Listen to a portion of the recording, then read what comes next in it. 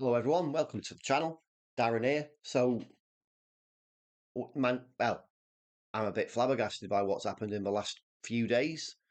David Gea is no longer Manchester United goalkeeper, and he's also no longer a Manchester United player. You probably know that already. It's been all over the press.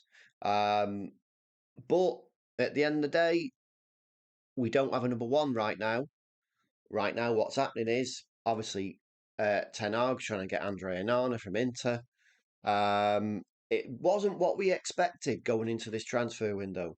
I mean, going into this transfer window, it looked like the priority was a striker, and now it looks like we've alienated um, a player who played for 12 years for the club, 545 games, Golden Glove winner for last season, most clean sheets in the Premier League, and we decided to spend what little money we do have on a new goalkeeper because somehow, and if you listen to others, and if you are one of those fans who think putting a new guy between the sticks will make United champions, Premier League title winners somehow, well, it bloody won't. It won't. It won't make no difference.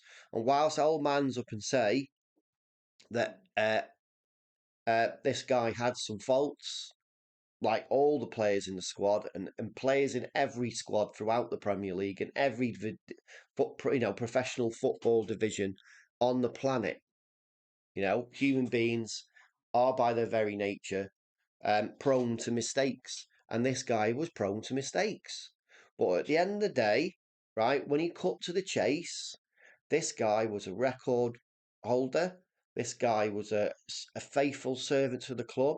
This is a guy who could have left in 2015 and gone to Real Madrid.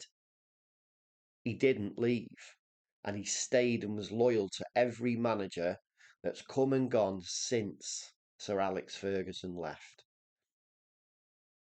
And whilst I understand the argument that a lot of these Andre Onana, the Andre Onana faithful seem to have, he's not played a game for United yet, never been between the sticks for Manchester United yet.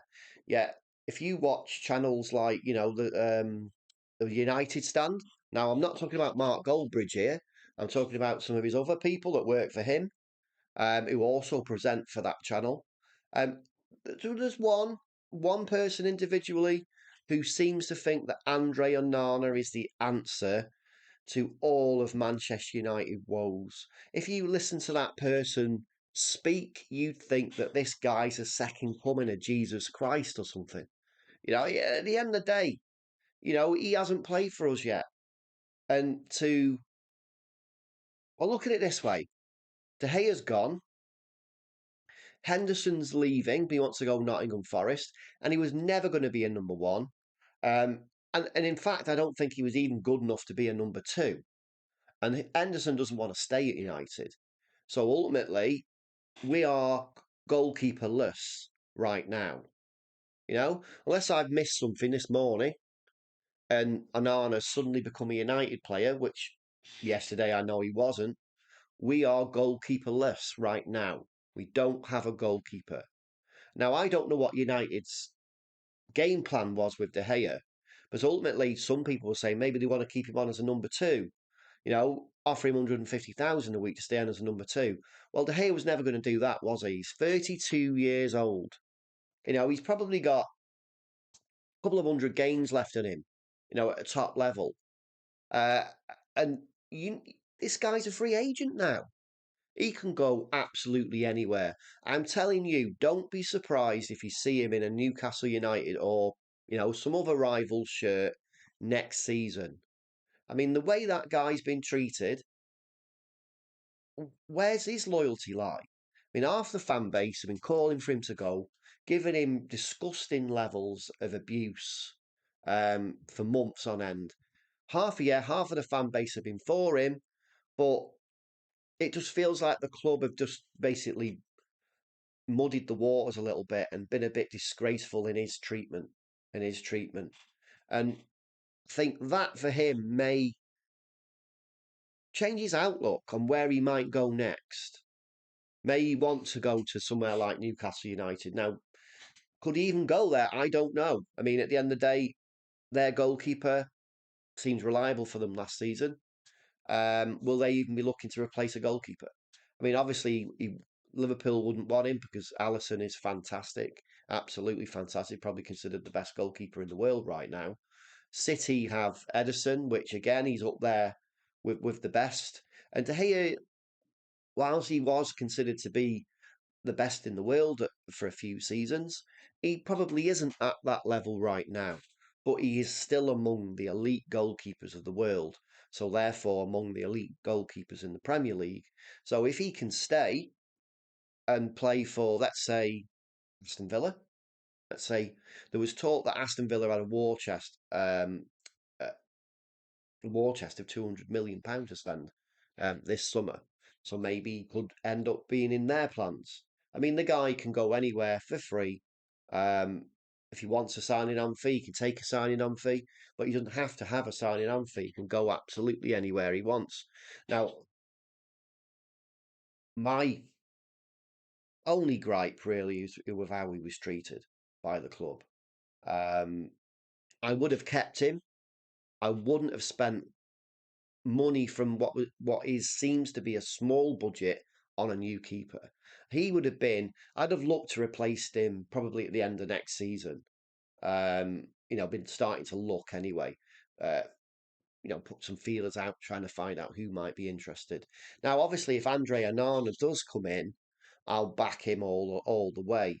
Um, Now, I'm doing another video later on tonight. I'll have a guest on the show. Um, Now, been reaching out to fellow United fans to see if they want to come onto the channel and do a discussion about different players and things going on at the club and get a live take on someone else's opinion who I can have a bit of a back and forth with. So I've got someone coming on later. That that'll go live somewhere between 8 and 9 p.m. tonight. Where we'll be talking about David De Gea and Andre Onana, and more specifically about Onana, what he could add, what he may not add, what the concerns are for some fans about what's gone on and what Onana might represent for the club. Because what you've got to remember is United have done this before.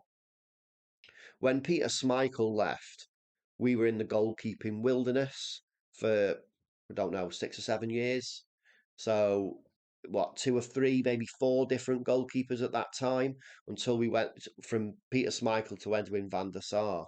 Um, and United were affected by that. I mean, we were still challenged, but the goalkeeping position is pivotal. And I can see why Ten Hag wanted to change it. He wanted to change. He wants to make the changes so that he can get a team to play the way he wants it to play. But I don't think he can do that just by changing the goalkeeper.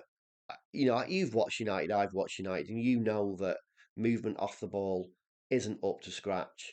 I mean, there are plenty of times. A lot of people just blame De Gea, blame him on poor distribution, but some of those instances of poor distribution were actually based on the fact that he was put under pressure by his own side, as in closing that space down around him. So at times, our own back four were doing the job of the opposition, um, closing down his space. And if you're not good with your feet, um, then you need more space or the option to kick it long when you can. And I think he was just a lot of the time under orders to play it to feet, play it short. Things he really wasn't quite able to do. So in a way, he's leaving or is being picked on for the poor parts of his game were engineered in a way. Don't actually think they were. They just really highlighted the poor aspects of his game and why Ten Hag wants a goalkeeper like Andre Onana because he can play with his feet. He can move with the ball. He's good with his feet. He's a ball playing goalkeeper. David De Gea was not. So I mean, I get that, and we'll be talking about that this evening in the next video. So anyway, let me know what you think, and keep an eye out for that video tonight, and put your comments in because the guy who's coming on, He'll also, respond to chat and all that kind of stuff as well. So thanks for watching, and I'll see you later.